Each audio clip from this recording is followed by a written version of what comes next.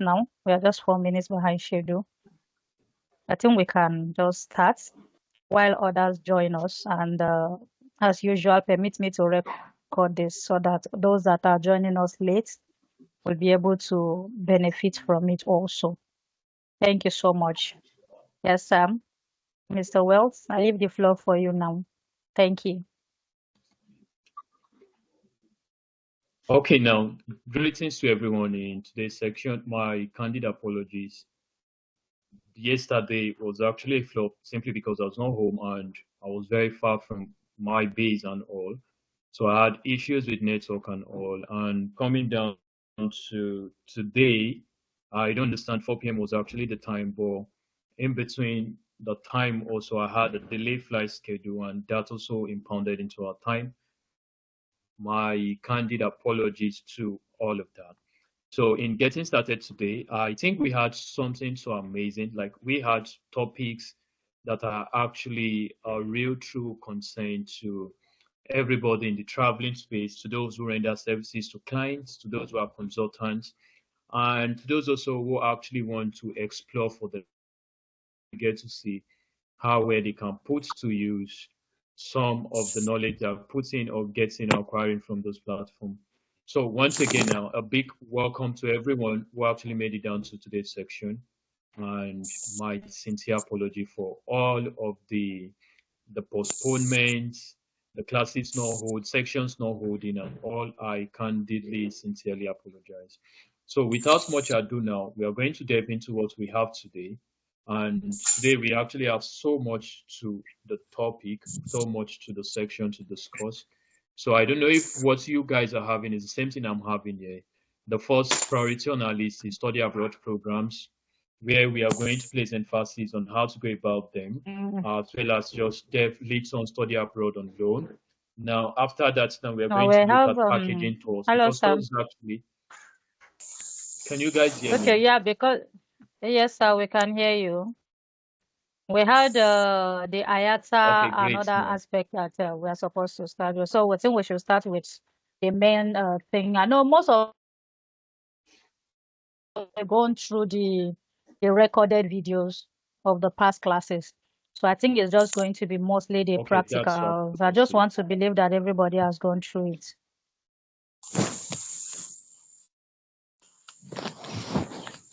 Okay, that's fine. Then, so in that case, now we'll be delving into something new. So first, we have your study abroad. We are going to look at that in more comprehensive view, and I'll see get place emphasis on study abroad on loan. Then after that, we'll look at tour package, how to go about them. Then maybe if time permits today, we'll look at conference visa. Then most likely tomorrow, we'll look at Schengen visa, visa on arrival countries for Nigerian passport holders, and how to go about take-home passport program. So these and all are actually what we'll be looking at today. So first now, let's talk about study abroad. Although the concept of study abroad cannot be fully discussed even in a week. The reason is because there are over 1,000 institutions across Europe. Same applies to the American continent for both North and South. And same actually applies for some part of Asia. But I think to actually get to give us a more comprehensive view so that we utilize or get to have in full all that we should actually gain in the course of this section, I think I'll just leave a kind of a quick vote or a quick one-way vote. What countries, maybe just 2 to 5 countries, we feel we should just enclose our study on so that we don't actually get to be so elaborate and discuss countries that might not be of such interest to us. So I don't know if maybe on the chat section we can just put in a few countries we feel are of topmost priority to just when it comes to getting a study permit for either ourselves or for clients, so that we actually get those areas fully discussed. Then I'll now shed more broad insight and light on how to go about them. Thank you. So you can just leave in the chat section a few countries you actually want us to discuss on the study abroad package so that we can actually get those countries fully discussed. So I'm going straight now to the chat section to actually get to look through some of the countries we are actually putting up for. Okay, I got someone said UK, that's awesome. Someone said Australia, that are plausible. Someone say Canada, Europe, and USA. Okay, that's so great. Canada, Australia, UK, and Luxembourg. That's okay. That's so perfect at the time. Okay, now so but let that is fully discussed. We now look at UK, we now look at Australia, then we now look at the United States of America. So I believe a bit to that now with cushion effect. Then I might just need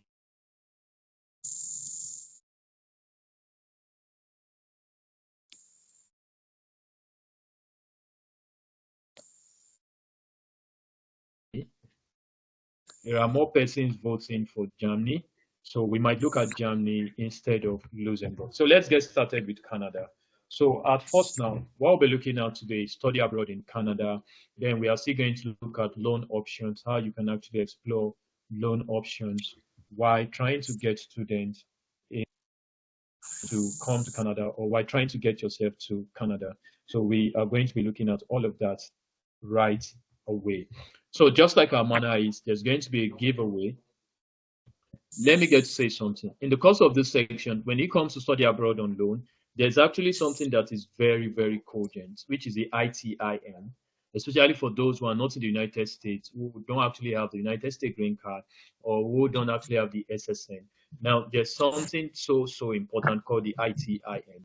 For some of us, though, we just share a view. Some of us have heard about Empower Finance. Some of us have heard about Pro Finance in the past. Now, the disparity between these people and us, or you who is actually taking the class at the time now, is just ITIN because you two can actually take partnership and run similar programs. So this is my own gentle giveaway. At the end of the section, we are going to give a free incorporation to one person in the United States of America. So if you are here and your business is not yet incorporated in the US and you don't have your business at the time now more established in the United States of America, at the end of today's section, we are going to be giving just one person our free United States of America incorporation, and that will be in the city of California. So, but how do you stand a chance to get all of these things? It's just simple two terms. Pay the best of attention. Take note when necessary. And when I get to pick people at random, luckily enough, if I get to pick you and you get my answers correctly, then you stand a chance to actually get a free incorporation in the United States. At the time now, to get your business incorporated in the United States, is the minimum you can get that for is 500 United States dollar, but we are going to be giving that for free. And the incorporation will be coming up with, the incorporation is going to be coming up with EIN, which is known as Employers Identification Number. So that actually gives you a free incorporation. And with that, you can set up your business in the United. You can set up or open a bank account in your business name here in the US. And with that, you can still apply for your United States B1 visa, so that you can come to the United States only for the purpose of business. So I indulge. I'm indulging each and every one of us pay the very best of attention. Let's listen with all keen interest, pay rapt attention, take notes where necessary, so that you'll be standing a chance to get your business incorporated in the US all at a zero cost. So let's get started straight to the point now. Study abroad in Canada is what we are looking at. But first, we are going to look at some terminologies or some of the things you need to know before you start embarking in studying in Canada. So now, when we talk about study abroad in Canada, first and foremost now, before you get to apply to an institution, there are certain things to look out for. Of all those things I'm about stating, the most important is DLI license number. You don't have to toy with that. Now, in recent times or in the past now, so many persons actually apply to some institutions online for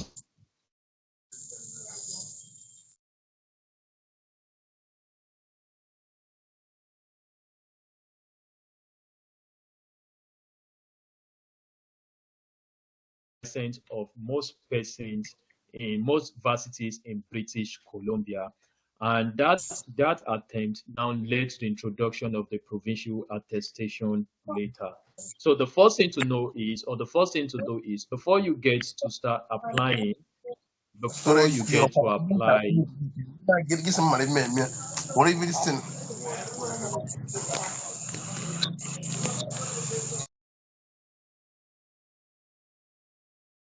Sorry, Mr. Wealth, you can unmute yourself.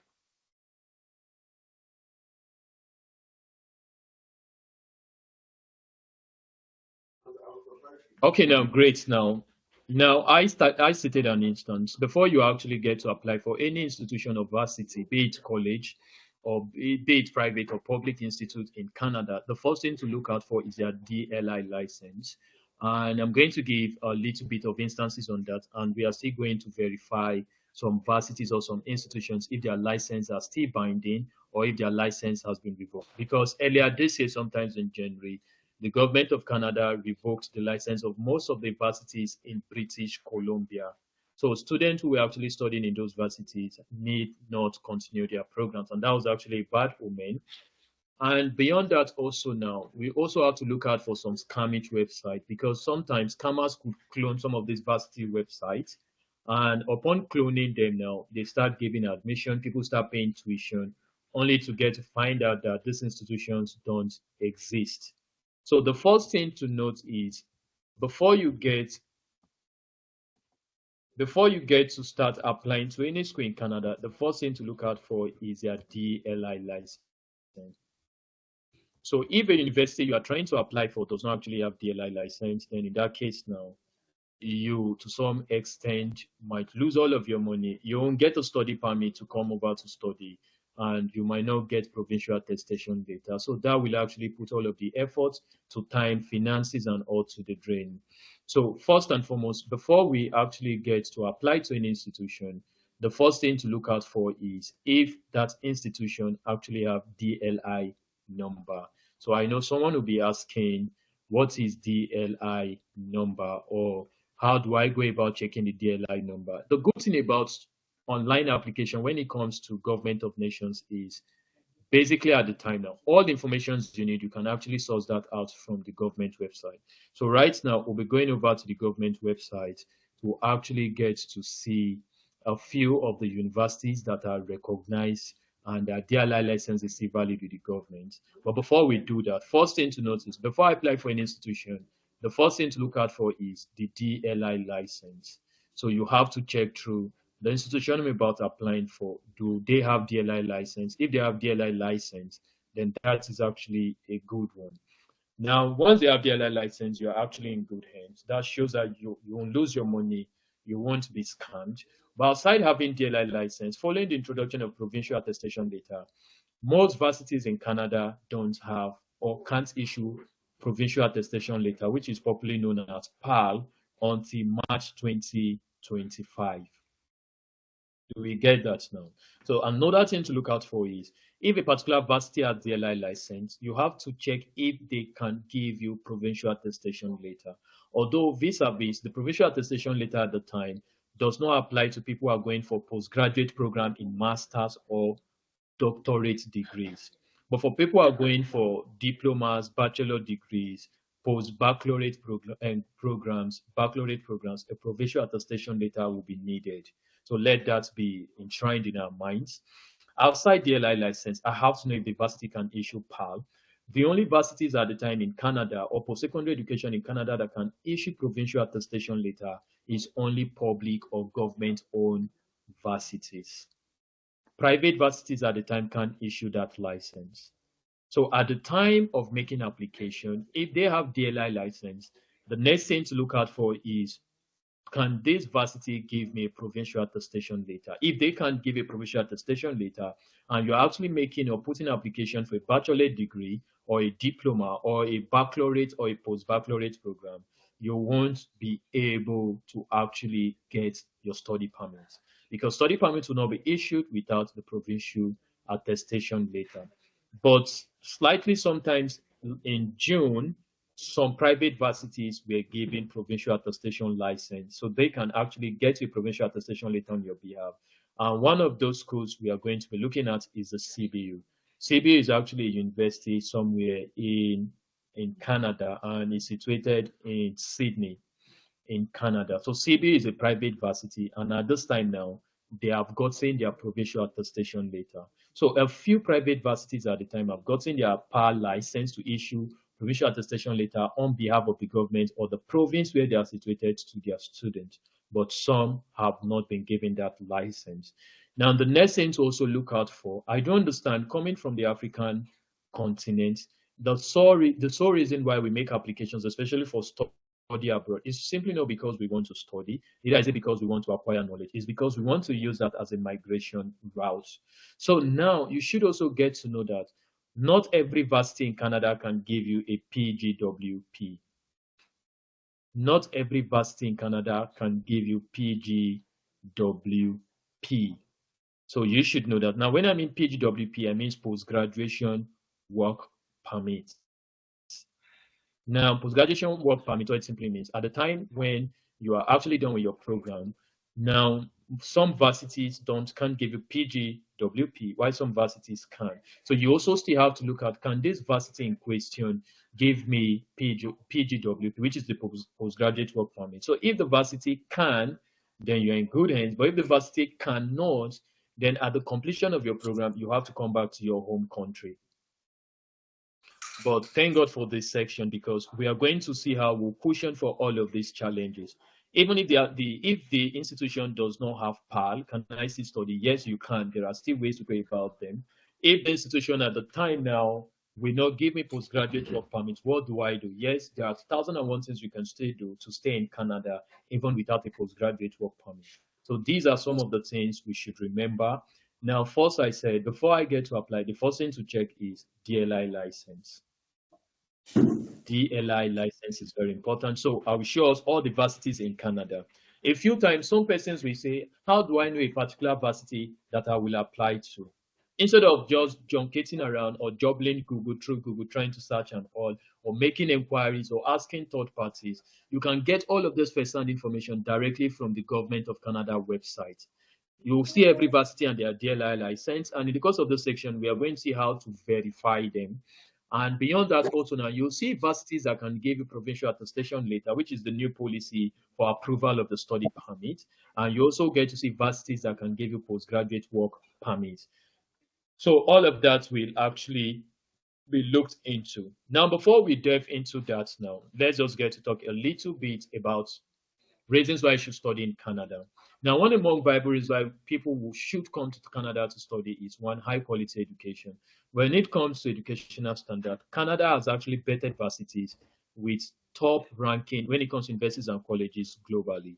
So if you get to find yourself in Canada, it's actually a big plus, especially when you're coming to study, either for your first degree, either for a certificate or diploma program, a baccalaureate program, a post-baccalaureate, a post-diploma, a master's program, a postdoctorate program. Canada has one of the best education. Like, if you get studied in Canada, you'll not just be enjoying some benefit that comes with it. The best of education is what you'll be getting. And beyond that, Canada is also cultural diverse. So there's cultural diversity in Canada. Canada is multicultural society. And pretty much in Canada, you'll find one person from all over the world. There's just one person who came from another part of the world who is in Canada. So when it comes to multicultural society, they are truly advanced when it comes to that. So you can actually get to have different cultures and traditions from all over the world while studying in Canada. And beyond that, Canada is one of the safest countries in the world.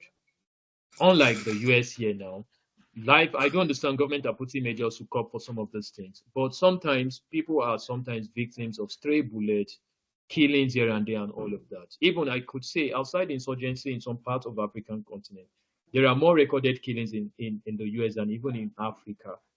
Not from terrorist sects or insurgent groups, but from even citizens and other persons who are in the state. So, but when it comes to Canada, there is little or no such thing. So when it comes to a safer environment, you will get that to the fullest. And people in Canada are polite and welcoming. The racial discrimination in Canada is to a percentage 0.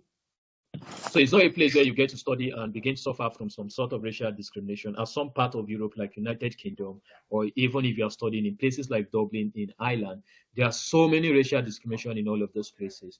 But when it comes to Canada, you rarely get to see that. Everybody is respected equally. And there are more work opportunities in Canada than in other parts of the North American continent, or even in some part of Europe, or even in some part of Asia. There are more work opportunities. So Canada has been the reservoir for international workers. So invariably studying as an international student in Canada avails you opportunity to work. In what sense? While doing your program, you're entitled to 20 hours working time in a week. So in a week, you're permitted to work for 20 hours, averaging 4 hours per day. So with that, you can still make some stipend. And during breaks or during holidays, when you are not in section, you're entitled to work 40 hours per week, just like a regular international or foreign worker or a regular citizen who works in Canada. So these are just some of the benefits you get to have. And Canada is actually open to give a postgraduate work permit to stay and work in Canada for up to 3 years. It's actually by far one of the largest the world has actually recorded. So work opportunities in Canada are so much available for persons who actually want to come to Canada to study. So you stand a better chance to work while you are studying. You stand a chance to work while you are in section, out of section, or during break period. And when you are done with your program, you can easily get your PGWP, especially if you're actually doing your program with a varsity. We will look at all of these institutes who have PGWP live on today's section so that when you want to make applications, you actually just go straight to what you want so that you don't get to apply to several institutes. And before I proceed further, let me register in our minds that most of the varsities in Canada require application fee. So you will not want to start taking chances. Imagine you are applying to 5 schools just to see which one gets to give you admission. And some schools you have to pay 120 Canadian dollars application fee. Some you have to pay 80, some you have to pay 200, some you have to pay 250, some you even pay 500 Canadian dollars application fee. So you'll not want to just throw money around in an attempt to actually get yourself an admission. So, but what do you do? We'll have it well discussed so that whenever you're making application, I'll leave a few names that I can guarantee you getting admission easy peasy and some approaches on how to go about them. But time will fail us. Canada has some amazing landscapes, good mountains and forests. There are more islands in Canada than in most parts of the world because Canada is even an island nation. So there are a lot of beaches, so many things to actually catch outdoor funds for. And in Canada, Canada has popular cities. Just like I said the last time, the capital of Canada is Ottawa. So yeah, Ottawa is an amazing, it's one of the popular cities for international students. Toronto, Vancouver, Montreal, Calgary. These places are the popular cities in Canada. Now, let's look at steps to study. Then, when these steps are discussed, then we will now delve into the government website and start seeing all of this to a place of practicality. Now, the first steps to study, just like a conventional institute. For instance, several years ago, I could remember I sat for JAM and applied for one of the varsities in South in Delta State to be precise. The same applies to Canada. But unlike Canada, you don't have to start doing the UTME examination to actually get yourself qualified. All you need is just your high school document. And when we get talking about high school is simply equivalent of your O level. I could remember a few times ago, there's this dichotomy that NACO is not accepted, WAEC is accepted. So some persons who had NACO needed to sit for WAEC in order for them to apply. But the good news is any O level is accepted, be it NECO, be it NAPTEP. I don't know if there are other ones, be it GCE, be it the West African Examination Council exams. Any of those ones is applicable for admission. So for those who are coming for the first degree, maybe you want to come for either a certificate program, a diploma program, or most likely you are coming for a degree or a baccalaureate program. Just an equivalent of high school certificate is what is needed. And there are programs you can do in Canada that are called matured students. We are going to look at them. So matured students are usually vocational programs. And by far, they are most affordable. They are very easy to admission. The cost is less, very, very less. You don't get to spend so much to actually come for vocational programs. And they even have more work opportunities than even the conventional formal education that you will be wanting to pursue. So for most vocational programs, what is just needed, the only qualification is a matured student. And what do they mean by matured student? Just anyone who is 18 years and above is a matured student.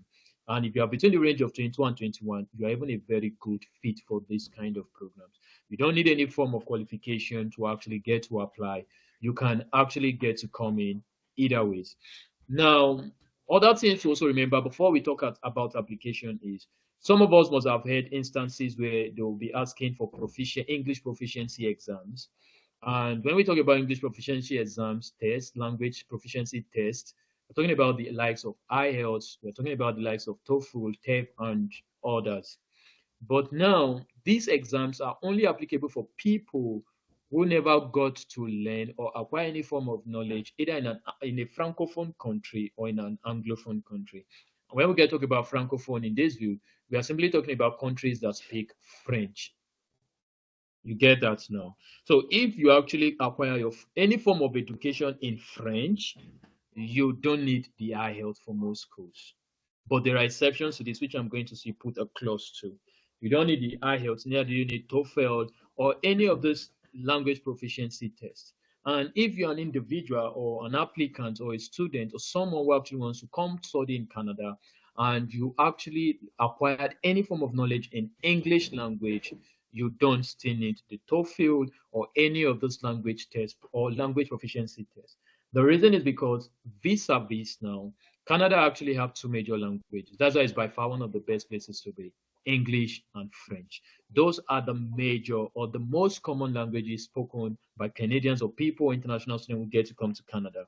So in the view where you actually get to have any form of education in English or any form of education in French, you truly to some extent don't need the IELTS. And there are several institutes in Canada and colleges and universities that we actually admit you as long as you actually acquire any form of education in English or French.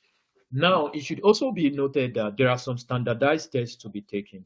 For instance, you are coming for a postgraduate program. Let's say you are coming for an MBA program. It's expected that you should actually have certain amount of passes in GMAT, in GRE, and in SAT. So there are certain programs that require standardized tests. So if you are coming for those programs, aside the fact that you studied in English or you studied in French, it is pre-believed or still believed that you should have taken some standardized tests. And among these are the SAT, the GRE, the GMAT programs. Though a few universities or a few colleges will still give an exception to this. But you should note that when you are coming for most postgraduate programs, especially masters in business admin or any related to MBA program, you need to have a standardized test passed either in GMAT, in SAT, or in GRE. So these are just a few to the process. So the first steps to getting yourself ready to come study in Canada, which we are going to be looking at, is first, don't forget there are three types of institutions in Canada. And in these three types of institutions, you can acquire any of the following. You can either get a bachelor degree, a baccalaureate, you can get certificates, you can get diploma, you can get postgraduate programs like postgraduate baccalaureate, you can get master's program, you can get doctorate degrees and all. So now, but when you are applying, the following should be noted. The requirement for these institutions varies, and the cost implication also what varies. So the types of institutions we have in Canada are basically three, and they are mostly called post-secondary education. So we have universities. So there are several universities, like University of Toronto, University of Ottawa. There are several universities in Canada. So what do the universities do? What the universities do basically is they offer undergraduate and graduate programs. So when you're coming to the universities now, you're actually coming from undergraduate programs and graduate programs. Graduate programs is what we call postgraduate programs, like either a postgraduate diploma, a postgraduate baccalaureate, a postgraduate master's, or a postgraduate doctorate degree. So they are universities. We also have colleges. Now, what colleges do basically is colleges focuses on diploma and certificate programs, right? So a few times when you are applying to a particular college, for instance, example of a college is CIMT.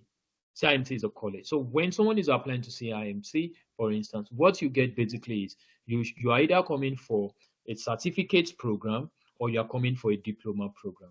We are going to look more on this shortly. And lastly, also now we have polytechnics, just like in Africa where there are polytechnics. So we also have polytechnics in Canada, right? So what they do, they provide technical education and more majorly vocational education, like education that requires skills, education that has to do with some kind of handiwork or something that doesn't require so much of the intellectual progress, but the engagement of the muscles. So there are also polytechnics in Canada. So before you get to apply, first you have to know what you're applying for.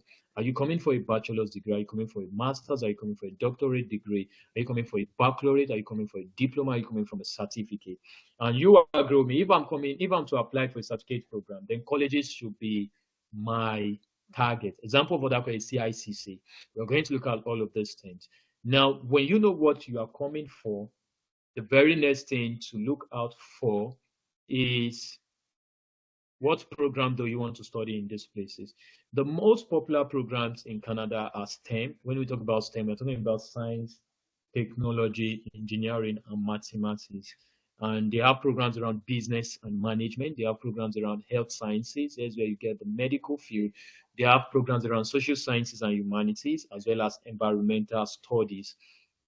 So for any program you are trying to come in for, and they also have the vocational skills too, like carpentry, like plumbing, like mention it. They have vocational skills as well. And the good news about the reason why the vocational skills are the most susceptible and most accepted is they are less expensive and the requirements are minimal, and you don't require PAL for them. You don't require provincial attestation later. And the availability of the ease with which you can get a job is 100%. So I think at the end of this section, a PDF will be shared where I'm going to spell out all the vocational schools in Canada as well as their tuition, so that if you actually have interest in them, you can actually get to apply. So how do we go started? If I want to actually start or make application to study abroad, what's the first thing to do? The first thing is I'll choose a program and an institution. So first, you have to look for a program that aligns with your interests and career goals. Then you actually look for an institution that applies them. It could either be a university, it could either be a college, or it could be a polytechnic or a vocational center. Now, once that is in place, the next thing to look out for is to reach out for their requirements.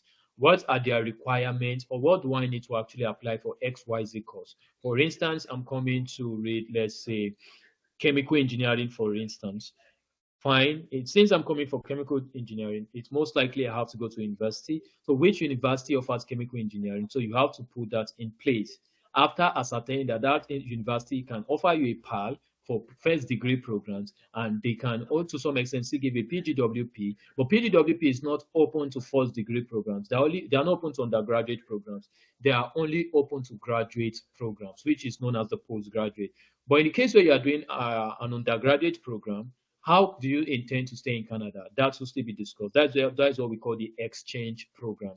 You can actually get to Canada and get an exchange program and still get your permit to stay and work. Now, once you have ascertained that you meet their requirements, the admission requirements, you have all it takes to actually apply. The very next thing to do is submitting applications. Don't forget, just like I said, now you're going to fill an online application form. You pay application fee. Then you are going to attach some supporting documents such as transcript, letters of recommendation, and personal statements. So you're going to do that. Don't forget your personal statement. That is what we call SOP. But a few times, for some of us who have actually done this, you find out you tell your client or the agent who is helping you out there, so you need an SOP, especially when it's when it's a graduate program. So you need your personal statement. And what does the personal statement entails? The personal statement simply entails all the information about yourself and reason why you are coming for that admission. Now, once that is done and you have a course or a program you want to study, you have identified an institution that offers that same course aligned with your career goal and interest, and you checked your credentials or your documents, you actually meet the admission requirements, then you go ahead and submit your application, fill in the online application form, pay the necessary application fee, and then get to submit all your supporting documents, for instance, such as transcripts, letters of recommendation. Yeah, you need letter of recommendation from 1 or 2%.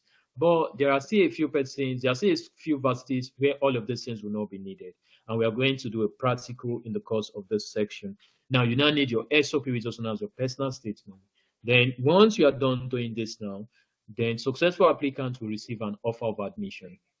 And this might be conditional based on final grades or other criteria. Usually vis-a-vis, for most varsities or colleges, what they get to give you at first is called the conditional letter of offer of and conditional offer letter. That is the first thing you'll be given. Then after the conditional to make application for your study permit. in the case where PAL is not needed. But if PAL is needed, the institution will give you your PAL letter. Then with that PAL, which is the provisional attestation letter, you can now go ahead and make application for your study permit. Now,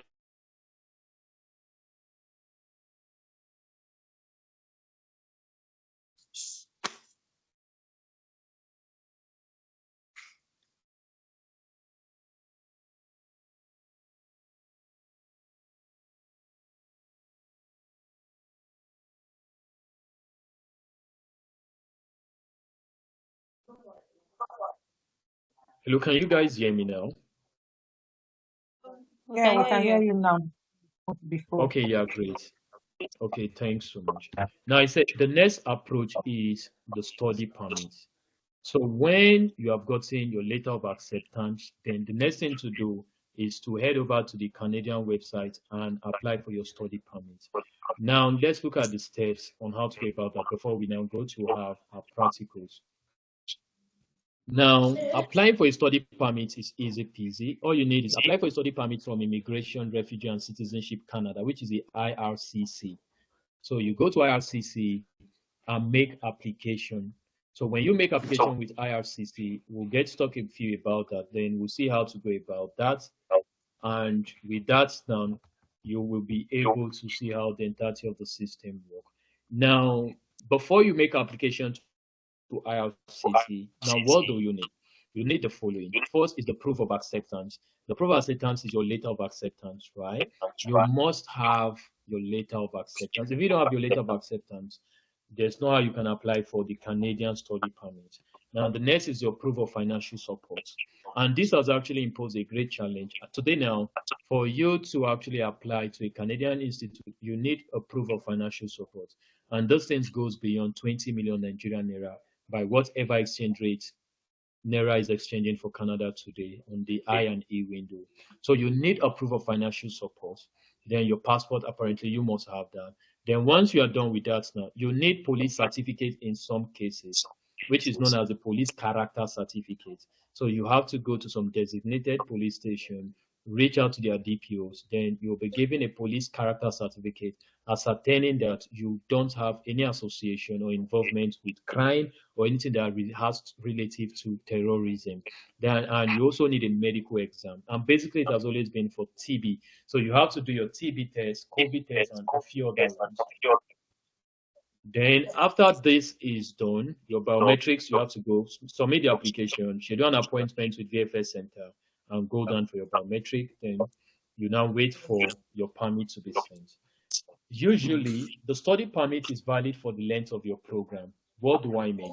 So what I meant is, if your program is 2 years, you'll be given a 2-year study permit. If your program is 4 years, for instance, an undergraduate program, you'll be given 4 years. But there are programs you will do in Canada that you don't need study permits. They are called the short course program. We are going to talk about them. That is by far the fastest, the quickest, and cheapest way to get to Canada. There are short course programs that are less 4,000 Canadian dollars when it comes to the total tuition cost. We'll look at them. And you don't need a study permit for this one. And approval is easy peasy. We'll get to look at all of that. So usually the duration of your study permit is in direct proportion to the length of your program. Now, you don't need study permit for programs that are less than 6 months. So if you are coming for a program that is less than 6 months, then you don't need study permit. Study permits will not be needed because the length of the program is less than 6 months. Study permits are usually given between 6 months and above, depending on the duration of your program. So when you are coming for short course program, study permit is not needed. So that actually cushions the effect of the waiting time and proof of funds of about 20 something million Nigerian naira just to make up for about 20,000 something Canadian dollar as the needed amount. So you don't need all of these things. When it comes to the short course program, we'll look at that. I pray time avails us so that we can touch all of these things in depthly. Now, plus an additional 90 days. This should also be noted. Now, if your study permit, okay, I'm coming for let's say an MBA program in Canada.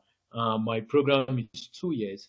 I'm going to be given a 2-year study permit plus an additional 90 days. Do you get that now? So if your program is 6 months, you'll be given a 6 month study permit plus an additional 90 days. If your program is 1 year, you'll be given a 1 year study permit plus an additional 90 days.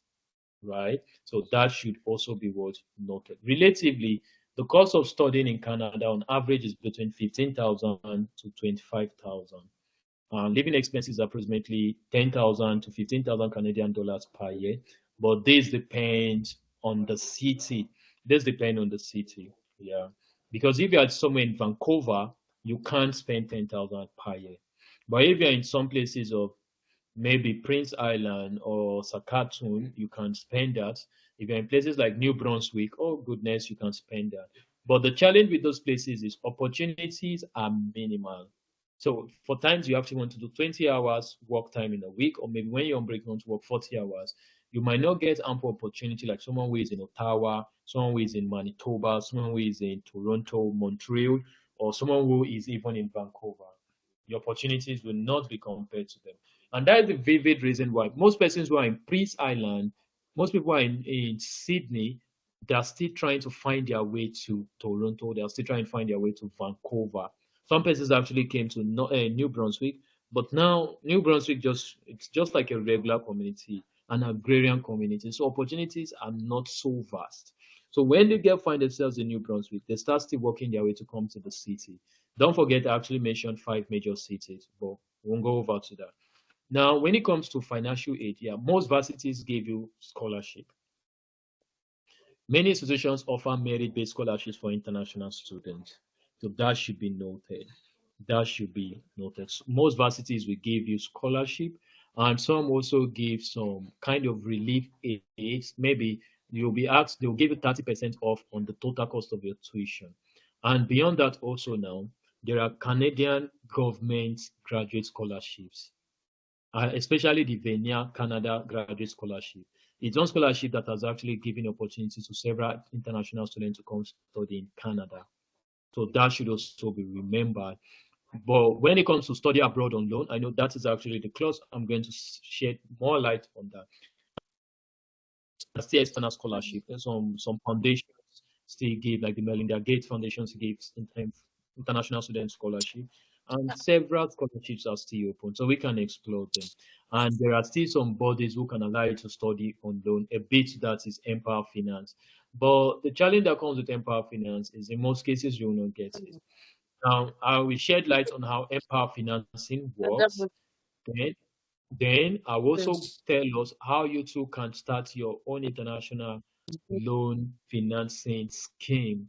Now, Empower Financing, for instance, it's actually a US based organization that is being financed by a US based bank called the Lake Mill Bank. So, the Lake Mill Bank are the ones financing the Empower Finance, or who finance international foreign students using the Empower platform. And the core requirement for this, for you who actually wants to run similar packages, because imagine if you have autonomy on this, you don't have to start relying on Prodigy Finance, on Pro Finance, and some of these bodies who actually run all of these things. You too can still take direct partnership with Lake New Bank, and they'll still finance you. States, you must have employer's identification number, and you must have a business bank account in the US. And lastly, you must have your ITIN. I'm going to talk about ITIN and the cost of this section. ITIN is synonymous to SSN, is individual tax identification number. So you need that for actually participating. And with your ITIN, you can still participate in all government decisions. You can still partake from government grants, and maybe anything that comes to the citizens as well. We are going to look at how you two can get that, not necessarily being in the US or not coming down to the US, right? So that will still be discussed. Now, what are some of the work opportunities as study abroad student? We have on-campus work.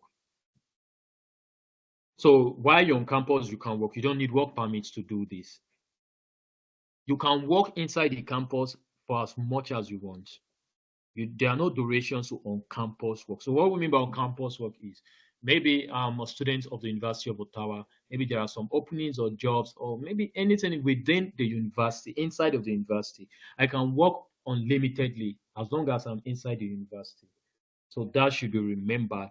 Now, but when it comes to off-campus work, you only have 20 hours per week during academic sections. full-time during scheduled breaks, right? And when I mean full-time during scheduled breaks, what it simply means when you're on break, you can work 40 hours because the allotted time for everyone to work here is 40 hours, right? So when you're on break, you have full time, which is 40 hours per week. So you can work 8 hours per day while you're on break. And sometimes the break intervals are 2 months. So you can work for 2 months, 40 hours, right? So that avails you ample time while you are studying. Now, and lastly, also now, you can still get your post-graduation work permit. For instance, if you're actually doing a graduate program from an institute that actually gives postgraduate work permit, then you stand a chance to get up to 3 years after completing your program. You have 3 years to stay in Canada and work, and 3 years is enough for you to get your residence, your permanent residence. And if you're actually schooling in a university that don't have postgraduate work permit, you can now explore the exchange program. The exchange program is what we'll be looking at the later part of today's section. You can explore the exchange program. And what are some of the things you should know? While studying in Canada, you need to get your health insurance. It's a must, but it varies with province. Some province offer that to international students, while others you have to look for a private insurance, right? So these are just a few of the things to remember. So without taking much of our time, let's just dive into practicals where I get to share my screen. So what we're going to do while I'm sharing my screen, I'm going to share some DLI licensed facilities or institutions. And we get us a PDF of all of those schools so that you don't have to strain or stress yourself to go about them. So you are going to see all DLI licensed varsities, and beyond that also now,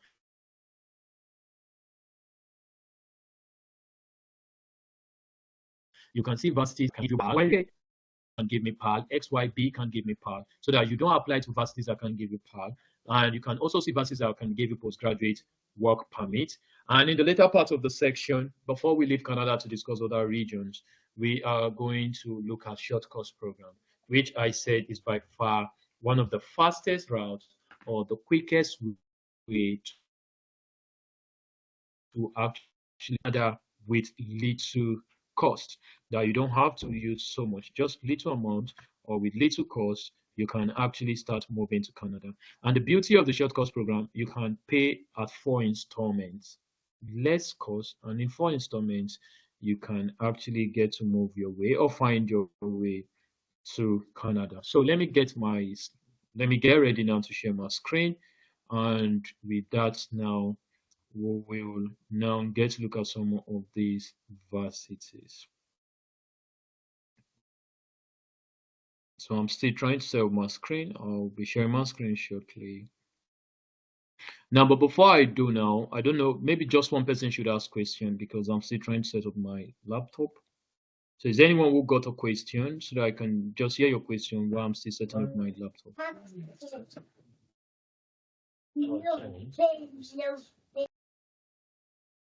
Is there anyone who got a question? Yeah, I think Linda can ask her question. Linda's hand is Linda, up. please. Good evening. Yes, I have a question. Okay, great. It's about the tourists or visiting visa to Canada.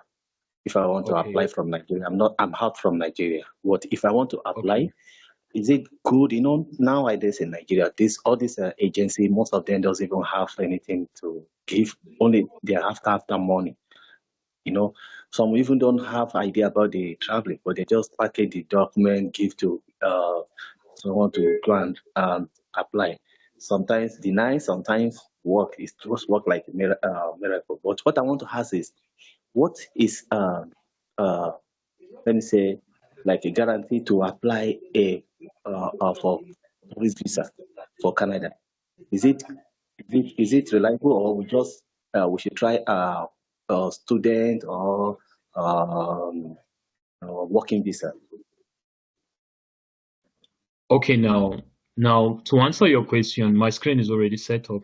Now, what I'll say at the time is your interest or your goal is actually what we give the platform as to what type of application you should go for. For instance, if I'm a graduate and I don't want to study, I think the work route should be the best option. Talking about the work route, there are more than 5 options on that. But in a scenario where I actually want to use the study route, maybe I want to come study and I don't have funds. If you have funds, you can come in for a direct program. But if you don't have so much funds, you can come in for a short course program. So the short course program are less expensive. And with the short course program, you can still get an exchange program for a work permit and a study permit. So it's less expensive and it's by far the fastest. Although I will let it be at this explanation because we'll still talk about the short course program in the course of this section as well as the study permit. So now I think my screen is all set up.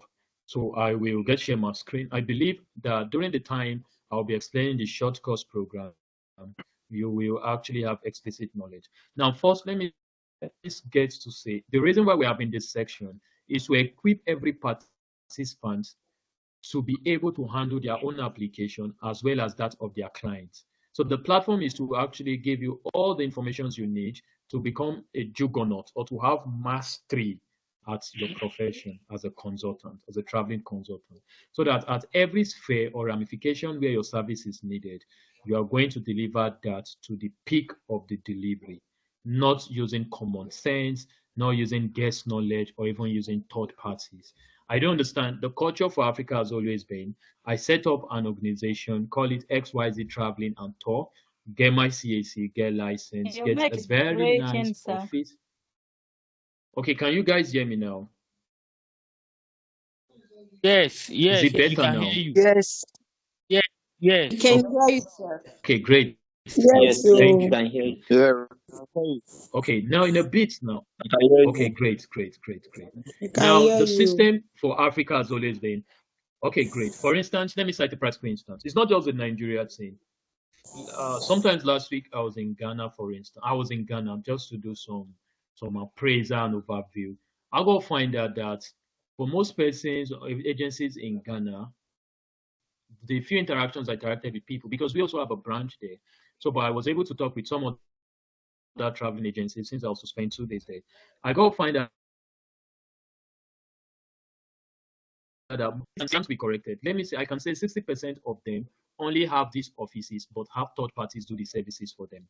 So the reason why we are having sections like this is to equip everybody adequately, both especially from the immigration lawyer, so that everybody, regardless your sphere, you can still come into the traveling space and deliver services to a point of an approval. So that's why we're having these sections. So the slight appeal is you are acquiring this knowledge, one, for yourself, only to help other Africans or other Nigerians who actually want to explore the migration pathway to any part of the Western world. Because when you are fully equipped, you will be able to give the best of the service. And 1,001 people will not run into wrong hands or people who are not experts in what they do, right? So, but I just want to believe the person who asked the question as we move on to discuss the short course route with a practical instance. We are going to look at the practical instance and it will blow your mind. And a get to go package on Canada is will now help us with a PDF that will show us all the designated license institute as well as how to get partnership with them. Because as a traveling agent, it's worthy of note that you partner with some of these varsities so that when you're applying for admission, you get admission easy peasy. For instance, I know a few varsities in Canada who will give you admission in 2 to 4 business days. Do you see that now? It's less distress, doesn't take so much time, and you don't have to pay any application fee until the admission has been granted. So how do you go about them? All of that to be exposed so that you actually have an amazing traveling experience. For a few persons who are taking this class who have taken this class with us before, I'm actually not coming from the traveling space. I was coming from a petroleum engineering space. But when I got to see how resourceful, how gainful the traveling space is, so I needed to start pursuing careers, even to becoming an immigration lawyer. So you stand a better chance when you have the right information. There is no better industry than the traveling industry, especially for the African market. African market wants persons, trusted agencies that will give them the very best of service. And that is a vivid or viable reason why we're having sections like this. I think about 65 persons. Let's say this is 5 persons are now expert when it comes to rendering services in their different states, in their different regions in Africa. It simply means to a place of assurance, we have 65 best hands that those agencies or clients or Africans can actually rely on to get the very best of service. So let me go to share my screen. So also I talked about the DLI license. We'll know about what the DLI license is and how to go about that. So when we say DLI license, we mean Designated Learning Institute. So that is what DLI license means. So let me share my screen. So the first thing to do is to visit the official Government of Canada website, which is canada.ca. It's accessible, it's open to anyone in any part of the world, right? So now if you can see my screen now, I'm in the official Government of Canada website, and this is English because I understand English. Now, for me to apply or for schools, I have to go check if the school I'm about applying has DLI license. Although most schools will state it in their website, but some might not. But if at all the school you're applying for does not, so how do you go about it? All you need to do is come to the official Government of Canada website, which is canada.ca. Now, when you come, all I need to do is immigration and citizenship. If you can't see my screen, immigration and citizenship, I'll get to click on that because it's a visit, work, study, immigrate. So apply to travel, study, work, or immigrate to Canada, right? So you can see. So if I want to study, I want to work, I'll get all of that here. So all I need to do now is to go to study because I actually want to come to Canada as a student so that I can get a study permit or a student work permit, right? So what do? I'll click on study. So when I click on study, now it will take me to, there are so many information you need. Find out if you need study permit. Now, about institutions, or there are courses you come for to do in Canada that you don't need study permit. Example, and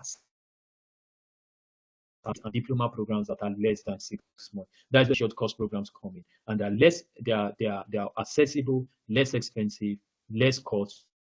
You can explore them and gain mastery, on how all of these things work. But now I want to see how I can get a study permit, right? Because I want to show some DLI license schools. So I want to see, I say DLI license is designated learning institution. So let's click on this now. So when I click now, I'll see a list of all the designated,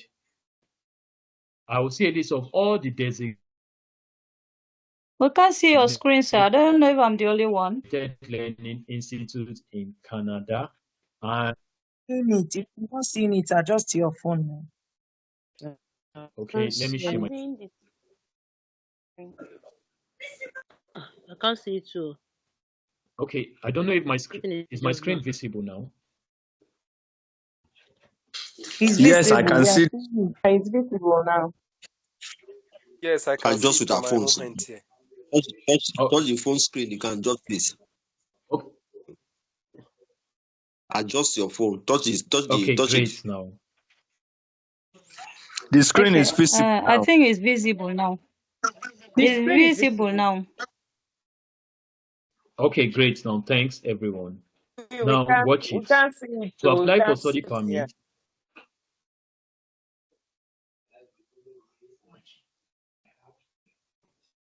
The screen is not visible now, at my end. Can you zoom your screen? Check your network. We can see your screen. Okay.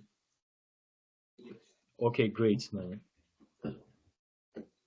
Now, the first approach is, let's look at a list of designated learning institutes.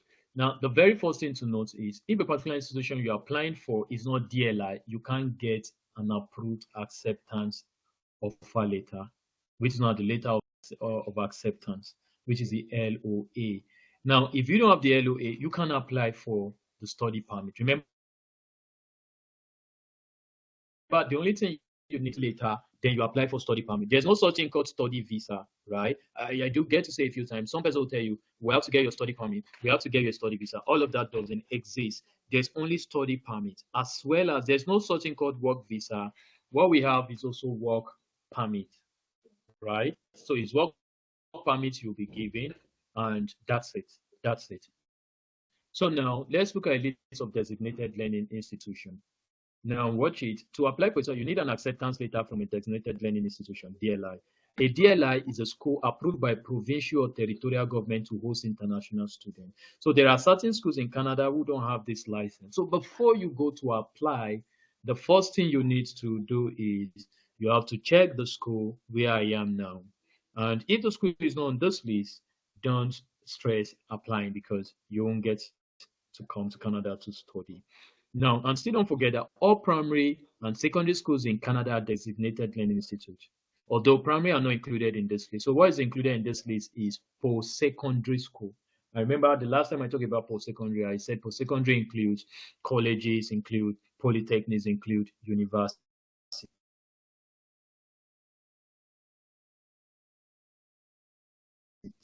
So if the school you are studying, those need to apply to a new DLI in other circumstances. Remember, I said sometimes this year, most schools in British Columbia loses their DLI status. Their DLI license were lost. And after that, all the students who were studying in all of those schools need to start applying to other varsities again. And that is a whole lot of wastage of time. So let's go on and postgraduate work permit, blah, blah, blah. You also have to check, not all the institutions and not all program study make you eligible. So you can't get postgraduate work permits in all schools. So if you are wanting to get a 3 years work permit in Canada, you also have to check if the school or the institution you're applying for meets all the other criteria for you to get that. So let's just look at some of the lists. So what we'll do now is, if I'm applying, Canada has 12 provinces.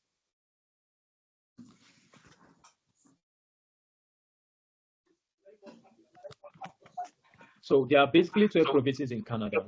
So let's assume I'm applying in Alberta, right?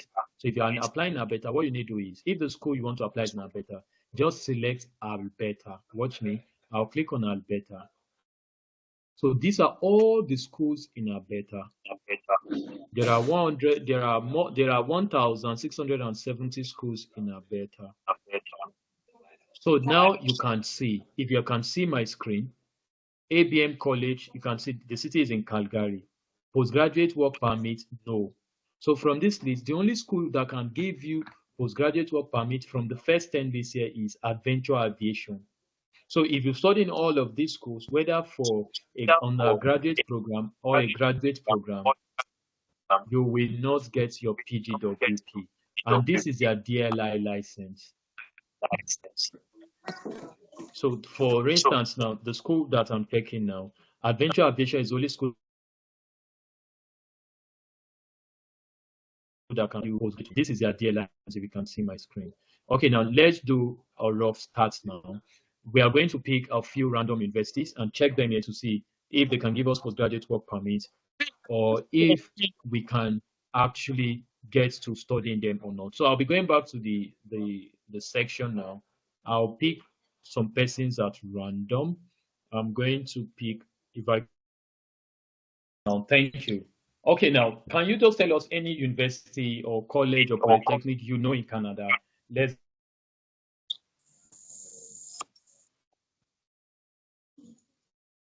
Hello? It's I breaking, can't hear you please. It's clearly. breaking. I'm not hearing anything. Yes, it's breaking.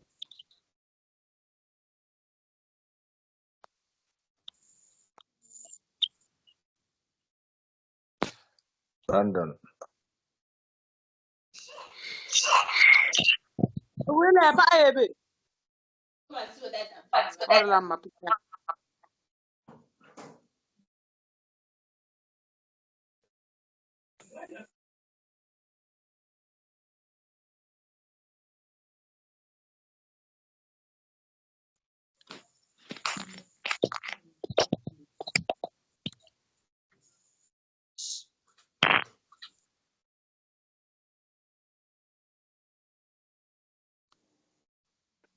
Am I audible now? Yes, sir. Hello, you want to talk to you? You answer the question that I want to join the platform. Maybe it's that one that is causing the who is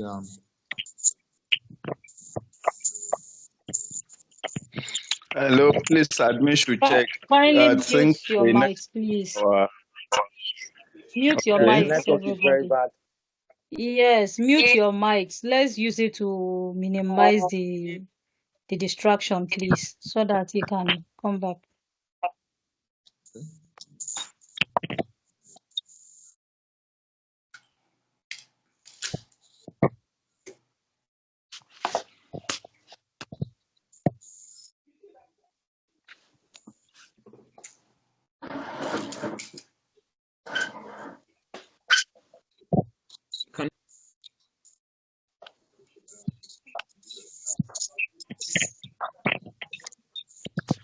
Hello, am I audible now?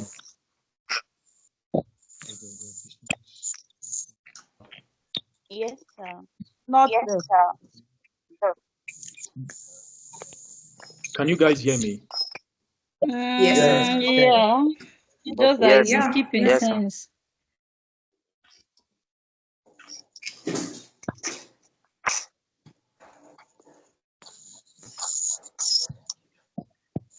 Hello, can you guys hear me now? Yes, sir. Yes. Yes. Yes, sir. Yes.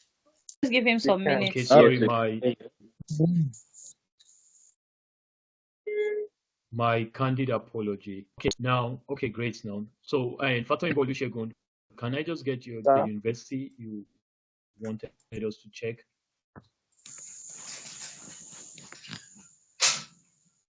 Can you just mention any university in Canada? Let's tell us graduate. They can give us postgraduate. Is it from the list on the screen?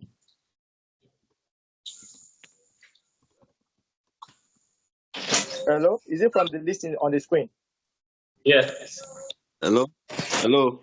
Trent University. Okay. No, Trent. just give us From the list another of list. the No, a postgraduate. new list. Yeah, I can. The new Trent UPEI. University. no idea, sir. Trent University. Trent. Trent Please, you are University. seeing it on the You should Trent. always answer when we University call of your name. Don't be answering chorus answers. When we mention your name, you answer the question, please. My name is Emeka Chukwemeka Buzome. Trent University. Please, sir, he didn't call your name to ask you the question. He called somebody's name to ask the question. All right.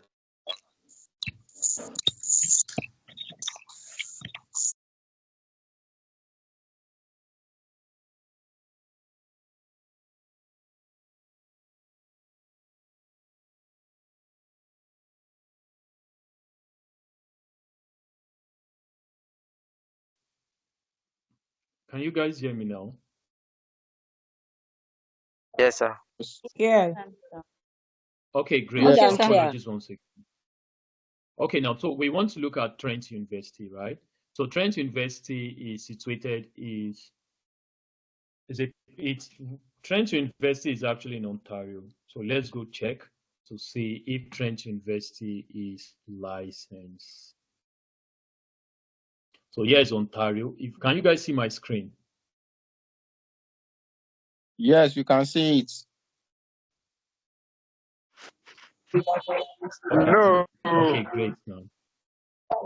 Okay, let me share my screen No, again. please, we can't see your screen. Can you guys see my? Can see? Okay, let me share Yeah, again. No. I can I see can it. see it. Yes. We So I'm can. sharing my screen again, please. No more. Okay, can you see it now? Yes. Yes. Yes. Yes. Yes, Yes. yes, sir. Yes, we can see. Okay. Yeah, Okay, now great now. visible. Okay, that's awesome. Now, someone said we should check Trent University to see if Trent University is licensed and if Trent University can also give us postgraduate work permit. So, and Trent University has two campuses, one in Ontario and the other in Oshawa. So let's just go to Ontario province to check. Now, when I get to Ontario, I'm going to search for Trent University. Trent University is spelled Trent. So can you see now? If you can see my screen, this is Trent University. And this is their DLI license. So it's actually a designated learning institute. So Trent University can still give you provincial attestation later. Now, they are situated in Oshawa. That is actually where they are. And they have more than one campus. So they are in Oshawa, they're in Peterborough. So we can actually get see now that Trent University actually have all of these things. So they can still offer you postgraduate work permits. So in that case now, it's actually a good option. So for people who want to apply to Trent University, it's a reputable, recognized DLI licensed institute, and you can get postgraduate work permits when you come for your graduate program. So that should be noted. And remembered. So that is that for Trent University. So I don't know. Let's just take one other university before we go to discuss short course program and the study abroad on loan, because time is going by and we still have several universities to look at. Can someone suggest another university we can actually look at? Manitoba University. Alberta Okay, University. Manitoba. Manitoba, Okay, yeah. okay, we'll do all now. So Manitoba. Manitoba University is what we have. Okay, great. Okay, now we are going to check Manitoba University. So let's go back to this and check. So let's go back. Manitoba, this Manitoba, right? So we are going to select Manitoba. We are going to type University of Manitoba. Goes. So this is it here. Can you see University of Manitoba? It's located in Winnipeg, and this is their DLI license, right? So, and you can get postgraduate work permit here. So, University of Manitoba. Let me just get to say this: all provincial universities are public-owned universities. They are government-owned universities. So, government or public-owned universities they have DLI license. They'll give you'll get postgraduate work permit, and lastly also they can give you provincial attestation later.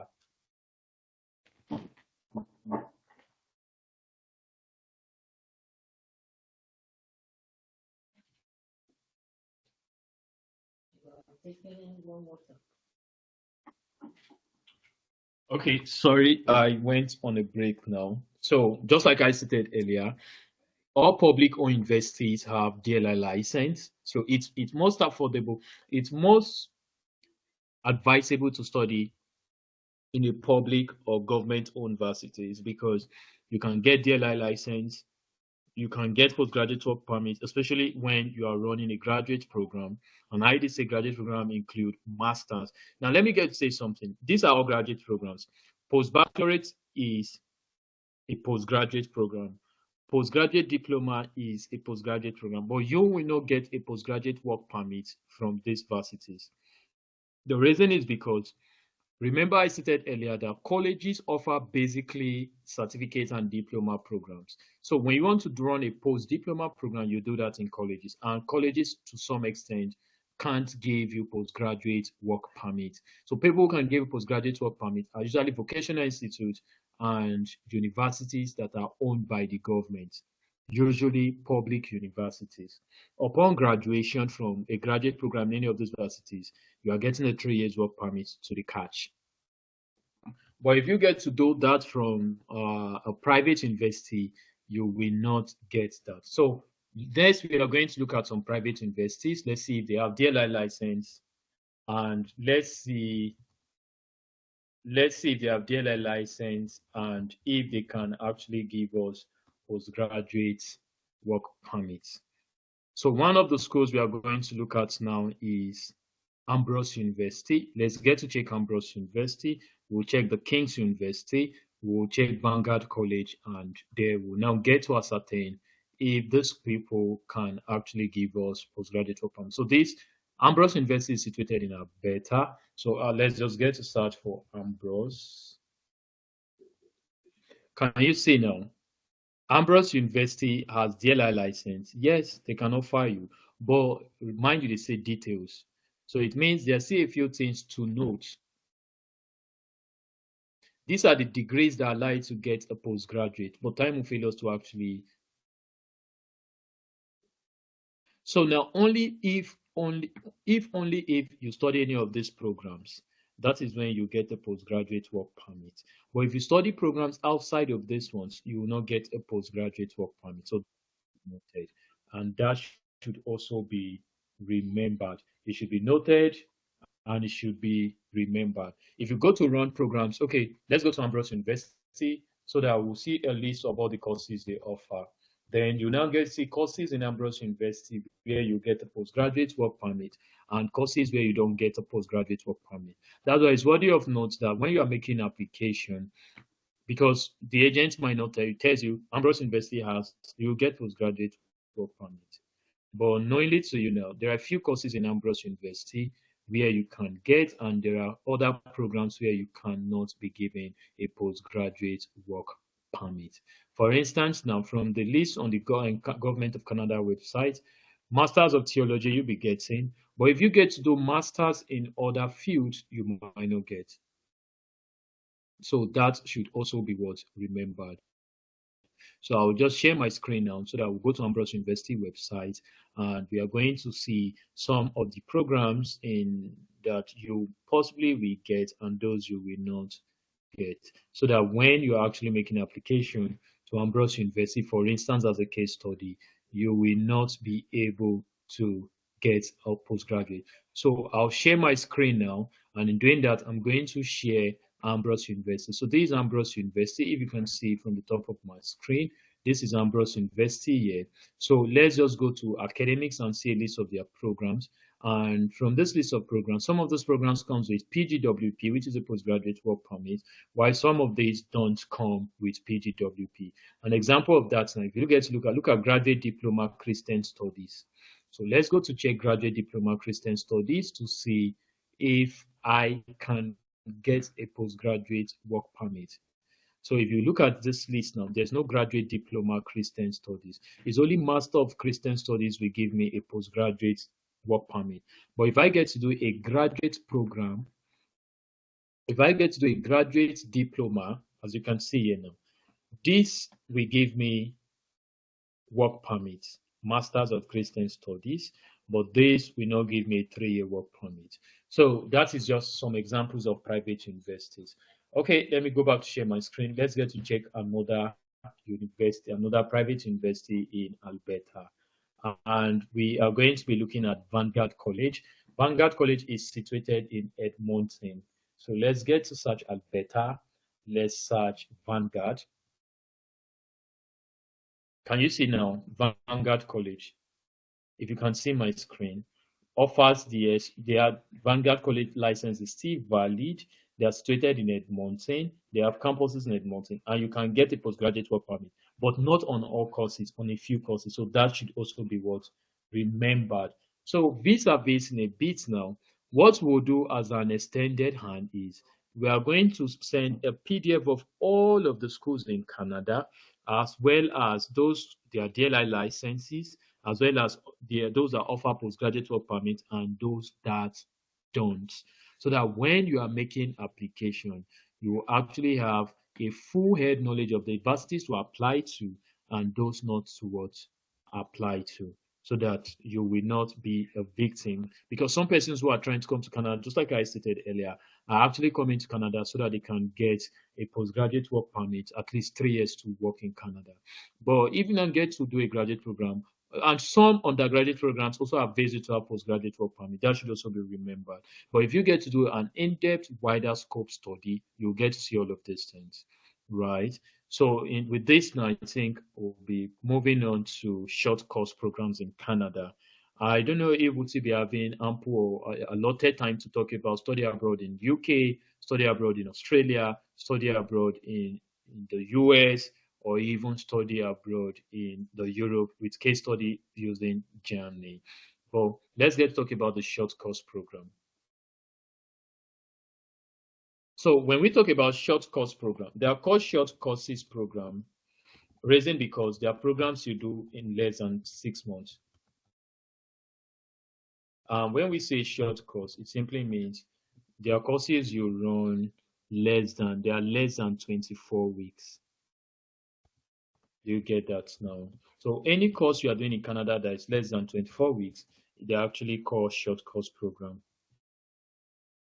And they are majorly offered in colleges. So people or the post-secondary institute that offer these short courses programs are usually colleges. And what type of programs do they run?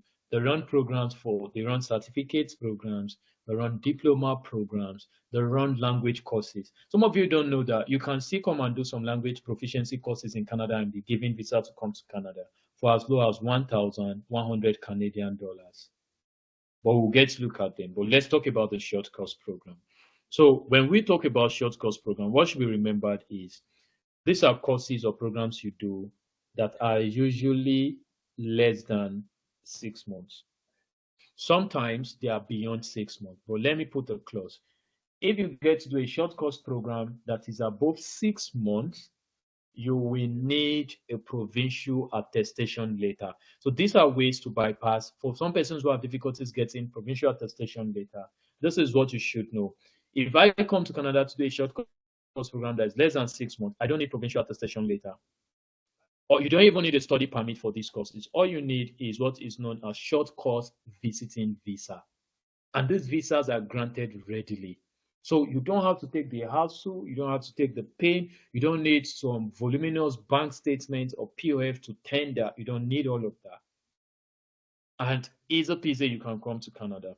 So one thing you should note is short courses program are usually between 1 week, few weeks to 1 year.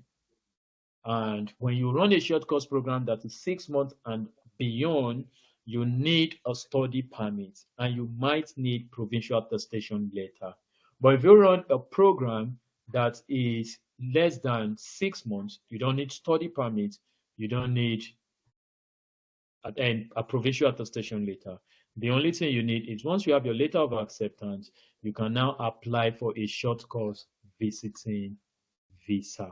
So once you just get to apply for a short course visiting visa, you will be given the visa, and Eureka, you can now move to Canada. So we are going to look at all of that in a bit now.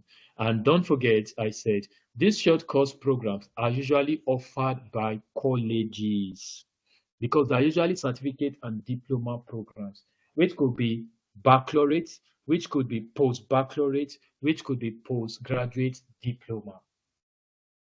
So there are short courses like that. And like I said, these courses are basically certificate programs, they are diploma programs, they are professional development courses, they are also language courses. You can do a language course in Canada, and you will come to Canada without much ado, without much stress. I'll share my screen and we are going to look at some of these things. So it's pretty amazing to know that with a short course program, you can come to Canada, just a language program. We'll see all of that and we are going to explore that. Now, what are some of the popular fields for short courses? The popular field for short courses are usually business and management. Example, postgraduate diploma in business, whatever. Courses in entrepreneurship, digital marketing, and human resources. And there are short courses for information technology, for instance, Internet of Things, artificial intelligence, machine learning, data science. There are programs like that. We'll see them. There are also programs in healthcare like home support worker, personal support worker, dental office management. Mention it in arts and designs, hospitality and tourism, and language training. Example of language training is courses in English as a second language. It's called ESL, or French as a second language. You can decide to come to Canada to do FSL, which is French as a second language. And do you know the good news? You are going to be given a Canada visiting visa, depending on the duration or availability of whatever duration that is on your passport. So if you got a 10 years visa passport, you'll be given a 10 years visa, and you have a duration of 6 months. And while you are coming for this program, you can now do an exchange program. That is where the exchange program that we'll be looking at comes in after this short course program. And with an exchange program, you can get a work permit to stay in Canada for all your life. And during those times, you can still get a permanent resident permit and United citizen. And those courses are as low as, they are even below 2,000 Canadian dollars. And trust me, you'll be given admission. Since you can speak English, why don't you come here to learn French as a second language? Easy peasy, with many varieties of varsities to the catch. And you'll be given a short course visiting visa that elapses according to the duration of whatever is left on your international passport. And when you come to Canada, once you're in Canada, you don't need provincial attestation letter. Once you're in Canada, you don't need study permit, like the usual application for study permit. You can get an exchange program to any of the universities of your choice. Now, you don't get to pay international student fee, you will now pay the Canadian fee. Because when you are applying as an international student, there are usually two types of fees. They have international student fee, and they have the Canadian people who are in Canada, the fee they pay. So you is coming as an international student, you pay sometimes twice the Canadian fee, and that will be so much cost for you to keep. That will be so much cost. But imagine you're in Canada and you now decide to get an exchange program, then you now pay the Canadian fee. And getting a study permit is easy peasy, cheap, less stressful, with no stress. So you can actually get to do all of these things. And they are flexible. Most of the short courses programs are part-time or in the evening.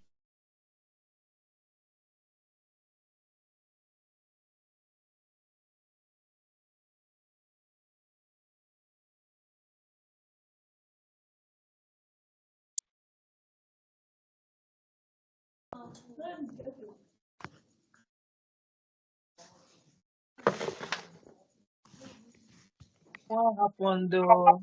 I can't hear anything again.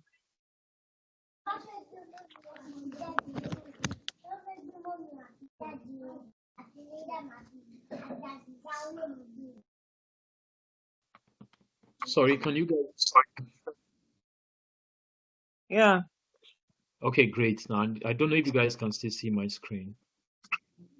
No, the screen is off. Sorry, we can't see your Okay. screen again.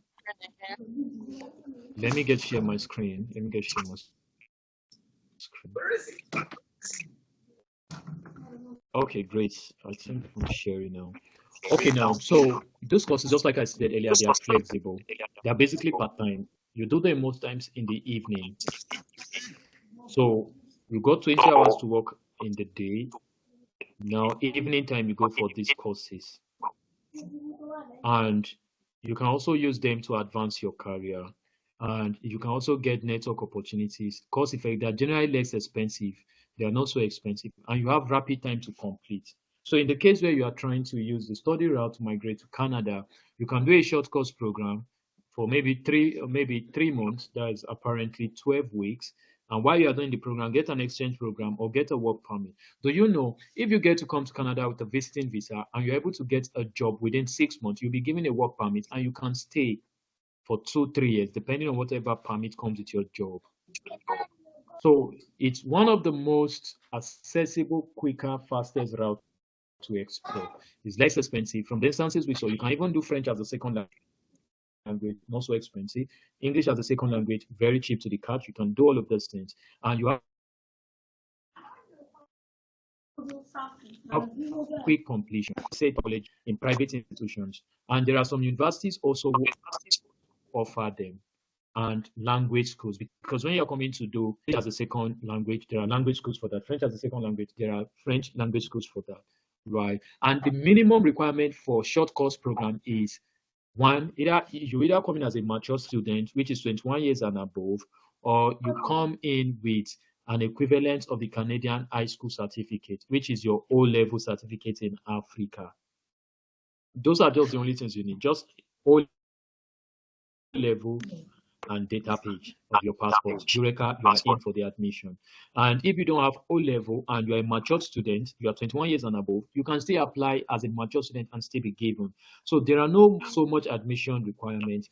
There's no need, as long as you can speak English or French is not required. If you can speak English or French, you don't need IELTS, you don't need DEF or TEF to actually come in. And it's simple, just application form, and sometimes you could submit personal statement. Now, the tuition fees are low, and there are still scholarships for short course program. And most short courses, after doing them, the readability and availability to getting a job is high.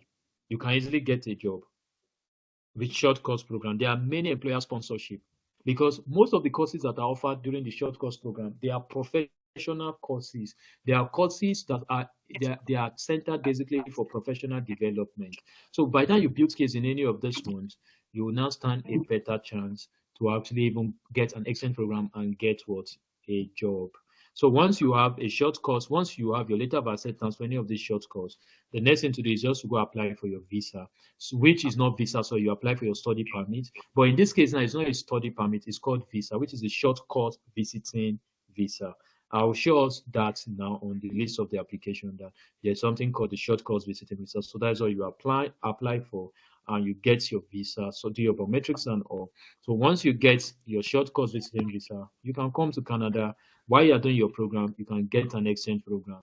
Get either a study permit by exchanging to another course where you can get study permit, or getting a job where you can get work permit. And once that is gotten, you can to some extent get a permit to stay. And I know a few persons who use this and they came and declared asylum, and some were lucky and fortunate enough to be given some consideration, and they were brought into the Canadian Asylum and Refugee Program, and some of them have been given permanent residence today. So let's just look at a few of these schools. Let's just do a practical section. We are going to do a practical section with just one. PDF materials will be sent because of time. Time has even failed us. Before we talk about study abroad on loan, and I don't think we might even be able to talk about UK and other places. But let me just share my screen. One example of the schools where you can do short course program is the Canadian Career Education College. It's called the cancollege.ca. So PDF materials, just like I stated, will be shared where all of these things are stated. And I'm leaving a chat now on the chat box, the link. So I'm leaving the URL so you can click on that, but you shouldn't bother so much. There will be PDF materials for all of these things where you assess all the schools. Those are PGWP, get every school on their DLI license, if the school is valid, is not valid, and see short course programs and see colleges or varsities or language schools you can actually apply all of these things. So first we are looking at the Can College. This is the Can College. So it's called the Canadian Career Education College. And do you know, it is never too late to learn, according to what they said. And with them, you can extend study permit. And these are some of the amazing things. Remember, they said no PAL, no provincial attestation required. Do you see that now? So if you are coming to study in Can College, you don't need a PAL. As long as you are doing a short study or a non-vocational program as an international student. Admission is open. You can apply even today. Now, watch it. Is there any fee to apply for admission assessment offer? No. There's no application fee. It's free. Can I get admission even if I don't have IELTS? Yes, you don't need IELTS as long as you can speak English or French. Whether you have O level or you don't have, as long as you are 21 years and above, you can apply. Minimum secondary school certificate from your own country. Yeah, you just need any minimum secondary school certificate.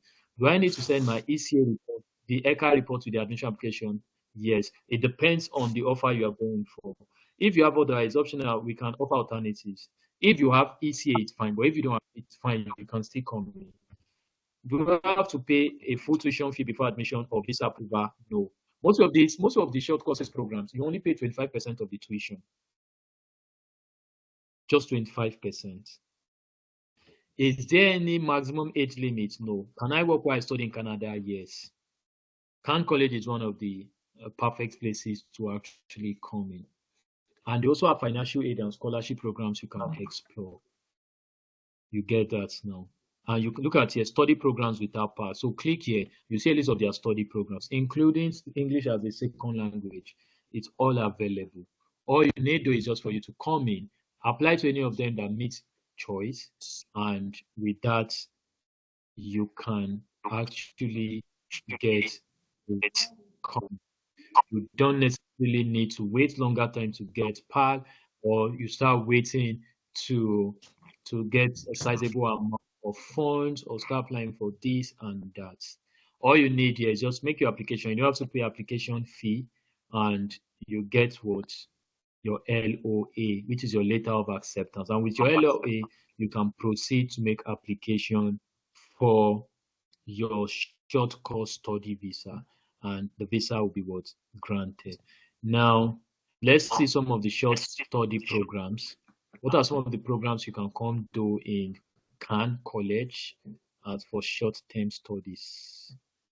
Okay, if you can see my screen, these are some of them. You can even do attorney or lawyer licensing study program. You don't need, it's a short study program. You can come in to do chartered professional accountant, chartered chemist, name it, medical laboratory, nurse license, pharmacist, blah, blah, blah, and several others. in the list, because of time, I might not give us an in-depth explanation on this. But the PDF I'll be sending, we have a great amount of courses, and the program is open to both foreign and nationals. You don't need provincial attestation letter. IELTS is not needed. If you don't wish to pay your tuition until you come to Canada, it's fine. And if you pay and your visa is denied, you still get a full refund. There is no age limit. You may bring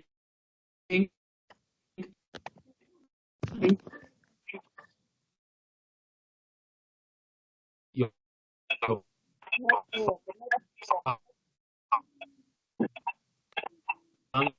network is breaking, sir.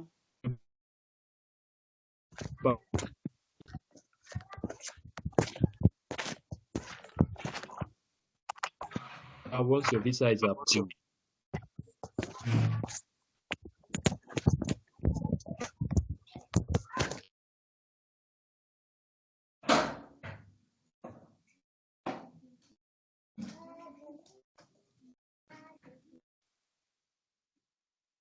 Can you?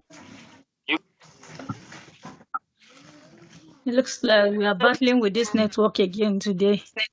My Yes, apologies. well. Can you guys hear me now? Yes. Yes. Yes, we can. Yes, we Okay. can. Yes. Okay. Thanks so much. Hello. Hello, sir. Okay, Your now voice I is was very actually. low. My apologies to that. Is it audible now? Yes. Yes. Yes. Yes. Okay, Yes. great. Now, great. No, sir. Maybe you move close to your mic. Okay, Please, I'll let's mute our mic. readjust that. Okay, great. Now, so when you apply for Crown College is one among several institutes where you can do all of these things. So when you do it, you get a letter of acceptance. It's primary. You get an enrollment contract and an invitation letter. Do you get that now? And sometimes they can also give you visa application guide service via Secure Portal. Do you see that now? So there are 1,001 institutions like Khan College where you can apply. Where you can apply, and you can come study, get a short course program. And when you come here now, you can now get what is known as an exchange program. So let us look at a list of all of their courses that don't require PAL. Look at courses that you don't need PAL. There are many. There are so many. Career transition program, attorney or lawyer, chartered chemist. Fine, that might be too ambiguous. Cloud and data science. You can do data science with them. You don't need power. No power required. It's stated here. Now, these ones are non-regulatory. The reason why they are non-regulatory because you don't need license. But for these regulatory ones, after you undertake them, you need to get your license, right?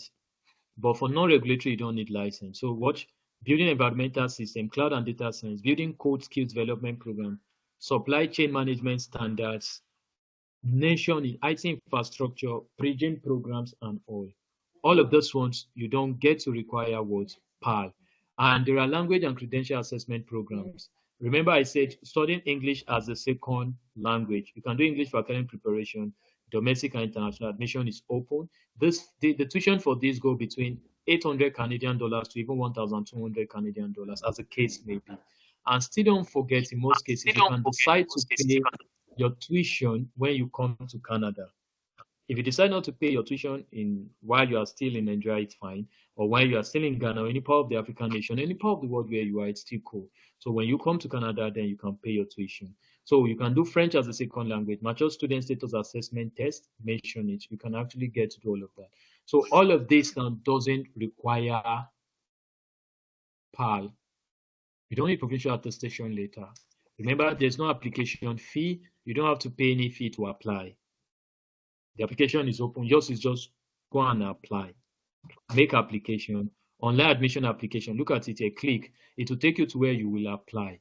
And you fill in your information, submit every information that you have.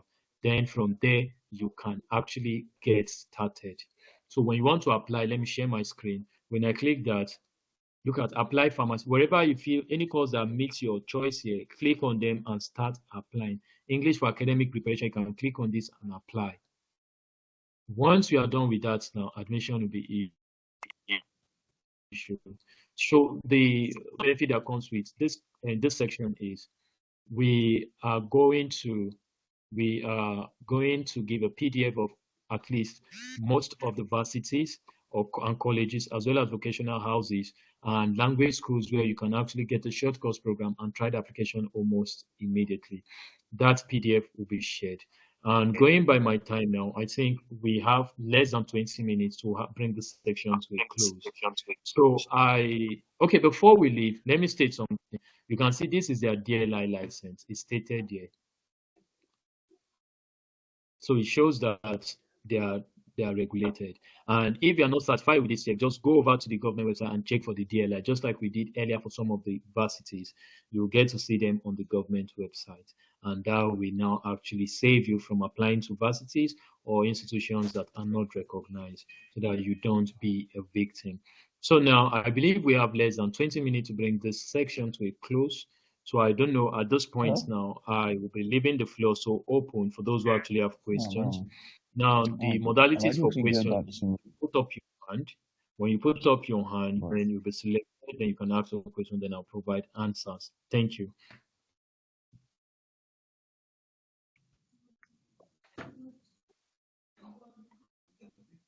So if you have question, you can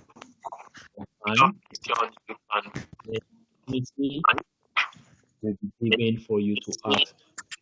So I don't know. I think the first person here is Linda A. I don't know if she's still here.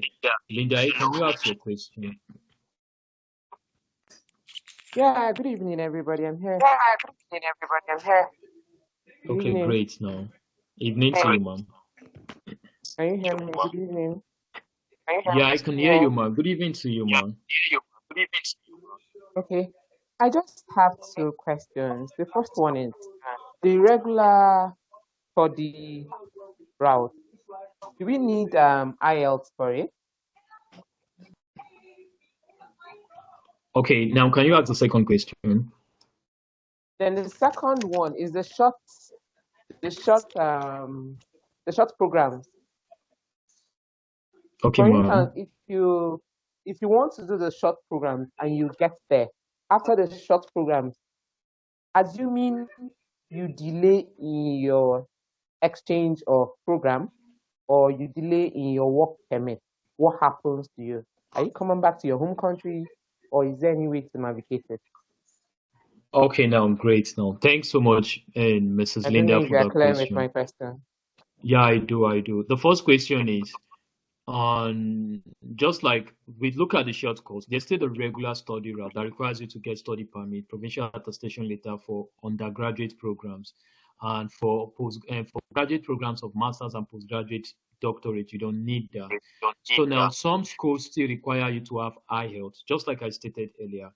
There are some courses when you're coming for, you need IELTS, but most schools in Canada will not require you to get IELTS. Most schools won't, but still a few exceptions will still require to do IELTS. As long as you get to study in an English speaking country or a French speaking country, you don't need that for most of the universities in Canada.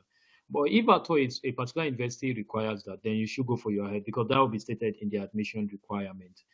Right now, so that varies. So it varies with institutions, or it varies with varsities or post-secondary institutes in Canada. Now, the second question you asked was, if I come for a short course program, for instance, the program was to last for 20 weeks, which is 5 months, and I was not able to get an exchange program, what do I do? Now, let me now state it so clearly. Remember, first, when you come in for a short course program, you are going to be given a short course visiting visa that will be synonymous to whatever time validity is left on your passport. For instance, if I'm holding a 10 years passport and I'm giving a short course program, simply means I'll be given a 10 years visiting visa. And the duration of stay in Canada with a visiting visa is 6 months. So if my program is 5 months and I'm not able to get an exchange program, I think subsequent sections after this, now we are going to look at exchange programs and how to get them. So that now that you have been schooled around short course, you also know how to get exchange programs either for yourself or for your clients. Now, since I'm given 10 years visiting visa and my program is just 5 months and I'm not able to get an exchange program, it's advised if you're not able to get an exchange program, do not exceed 6 months stay in Canada. Go back to your home country. If you go back to your home country, you can still come back. As long as you have 10 years visa, as long as your visa is still valid, you can come to Canada every five months. Then don't exceed 6 months, because if you exceed 6 months, your visa might be terminated, right? You might be given a ban. So since you're not able to get an exchange program, once you have visiting visa, in 5 months time, when you're done your program, come back to Nigeria or come back to wherever country you're coming from. Now you can still go back to Canada again. This time you have your visa. The only thing you need to get is to buy a ticket. Get your ticket, come back to Canada and see if you can get a job. The law states that if you can get a job within the time or within 6 months of your stay in Canada, you'll be given a permit and you can stay. So you don't have so much to fear or fright around it. So that is just, I think that's the answer to your question. But let me now leave a clause now. For you to get the best is to use a short course program to get an exchange program. And getting an exchange program is less tedious than you applying for a work permit in Nigeria or somewhere in Ghana or some part of Gabon. It will be more difficult if you're applying from there. And it's more easier when you're in Canada because you can take your interviews by yourself. You can walk into any organizations and apply directly. And the ease with which you can get it is higher compared to you trying using an agent. Unless you got someone who is either a recruiter for some of these companies or agencies who can actually help out. And one among those people is us. We also recruit for some agencies in Canada. But let's leave that vis-a-vis, because prior to this time, when we look at the work route or the job route in Canada, that was discussed so extensively. So I don't know if that answers your question. I'll be moving to the next person. I don't know if this answered your question, Mrs. Linda. Yeah, thank you very much. It's clear enough. Thank you. Yeah, you most welcome. Yeah. Let's move on to Mary Precious. So Mary, if you're there, can you actually ask your question? We actually have 8 more minutes to go, so let's go fast so that we can maximize the time. Hello, good evening, sir. Yeah, greetings to you, ma'am. Yes, sir, good evening. Okay, thank you very much for this section. Firstly, I wanted to ask, I know this is something that has to do with what you have said to us today, but the last time we held this meeting, you said I wanted to understand, I wanted you to get to know some certificates that you said that we could use in place of the IELTS concerning the caregiver program that is coming up. And secondly, can you hear me, sir? Sure, I can hear you. Okay, sir. The second question is what is the duration of the payment for the shortcut program when the admission is being given? You actually said maybe when we get there, you can now pay for it. Are we going to start the academic section first before we can make payment, or the criteria is you make payment before you can resume your academic section? Okay, the next question I have is okay, you said something about shortcut programs that offer scholarship. So I would want to have some schools that offers such. And the last question is, does the shortcut program allow you to travel with your spouse?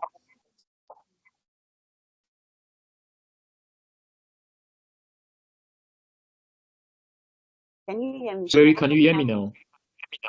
Sure, Mary, I can hear you. Okay, I can yes, hear I you. can hear you. Okay, I said the last Okay, question great. is Now, okay. I don't know if you heard the last question. I said the last question, does the short course program allow you travel with your spouse?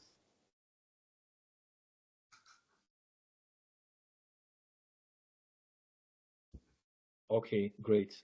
Great now. Great. So let me take the first question.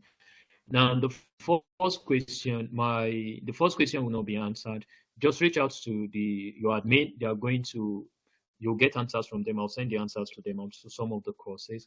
The reason is because the caregiver route, as discussed, was in previous sections before this one, so that we don't actually get to have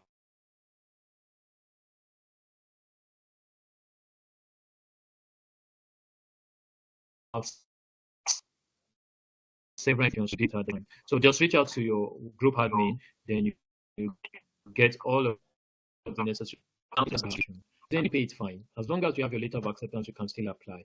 But you stand a better chance if you pay 25% of your tuition, because the processing or immigrating officer will be like, okay, this person is actually fully ready to come for this course, right? But in most cases, if you don't want to pay, that still does not limit your chances. But you have a more stronger chance if you pay 25% of your tuition, right? Now, lastly, can you come in with your spouse? Yes, it varies with some of the institutions. There are some institutions that give you a supporting document that will allow you to come with your spouse during the time you're doing your short course program. So a list of that will be sent in the PDF. Maybe I'll just make an asterisk to a few of those ones that can allow you to come with your spouse. Not all short course programs allow you to come with your spouse. Just like when we saw in the last time we get to see for Khan College, when we're looking at Khan College said yes, they can allow you to come with your spouse. So there are some that allow you, and there are some that don't allow you. So now the case now is if you actually want to come in with your spouse, look for courses or college and post-secondary universities or institute that allow you to come with your spouse. Let me just get to iterate that again. So that is just what you need to know in the meantime. But for your first question, reach out to your group admin. You'll get answers to that. Thanks so much. So I don't know if that answers your question, ma'am. Yes, sir, it is. Thank you. Okay, thanks so much. Now, the third person is Mr. Fadare Olumoyiwa Akonde. I think we'll just be taking a few questions. I don't know how. Okay, yeah, greetings to you, Mr. Fadare. Yeah. Good evening, sir. Good evening, sir. Thank you for this question, sir.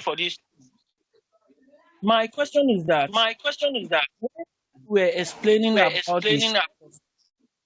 You talked about short program that extend beyond 6 months, and you said such program you need to get a visiting visa. And I want to ask, sorry, for those ones that are below 6 months, get a short course visiting visa. How does the person in such cases without a visa? This one, your mic is echoing. Your mic is echoing.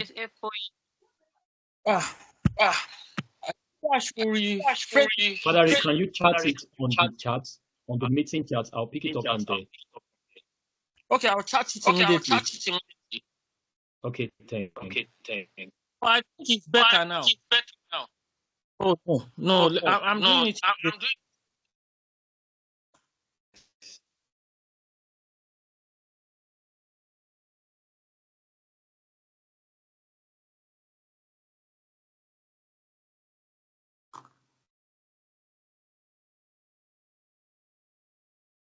Hello, everyone. Hello. Hello. Hello, yeah. Hi. Hello. Hello. Hello. Okay.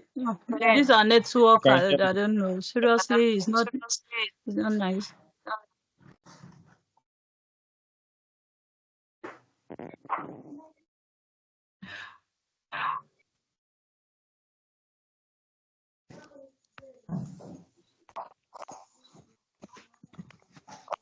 I would like to know if there's an audio, there's an audio recording of since the network is not really. Sorry, Miriam, can you hear me?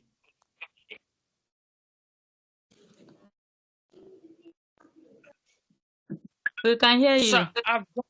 The network is really terrible. Sorry about that. So Miriam, if you can hear me, you can ask your question. Yeah, Fadare, I've seen your question, but let's just hear Miriam out so that we get to answer everything at the same time.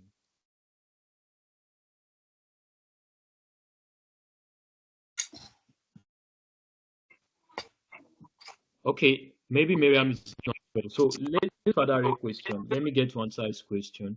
He said for short course programs that are below 6 months and doesn't require short course visiting visa, how would the person get to travel? Okay, Father Ray, I think you got the information wrongly. I did say that for short course program that are below 6 months, you need to apply for a short course visiting visa. But for programs that are beyond 6 months, you need to apply for a study permit. And in most cases, you Oh, might be getting provincial attestation later. So if the short course you are running is 6 months and more than 6 months, let's say 48 weeks, 50 weeks, you need to get study permit for them. And because you'll be getting study permit and you also be getting provincial attestation later.